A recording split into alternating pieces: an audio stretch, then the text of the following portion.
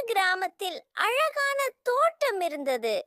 அந்த தோட்டத்தில் பல வண்ண மலர்கள் பூத்துக் கொண்டிருந்தன. அந்த தோட்டத்தில் ஒரு சிறுவன் தினமும் விளையாடுவான். அவன் பெயர் கார்த்திக். ஒரு நாள் கார்த்திக் தோட்டத்தில் விளையாடிக் கொண்டிருந்த போது ஒரு பட்டாம்பூச்சி மிகவும் அழகாக பறந்து கொண்டிருந்தது. கார்த்திக் அதை பிடிக்க முயற்சி செய்தான். ஆனால் அந்த பட்டாம்பூச்சி அவனிடமிருந்து தப்பி ஓடிவிட்டது. கார்த்திக் கொஞ்சம் வருத்தமாக இருந்தான். ஆனால் பின்னர் அவன் நினைத்தான், பட்டாம்பூச்சிகள் சுதந்திரமாக பறக்க வேண்டும், அதுதான் நல்லது என்று முடிவு செய்தான். அன்றிரவு கார்த்திக் தனது அம்மாவை பார்த்து கேட்டான், அம்மா, ஒரு பட்டாம்பூச்சியை பிடிப்பது தவறா? அம்மா சிரித்துக்கொண்டே, கார்த்திக், பட்டாம்பூச்சிகள் இயற்கையின் அழகு, அவை சுதந்திரமாக பறக்க வேண்டும்.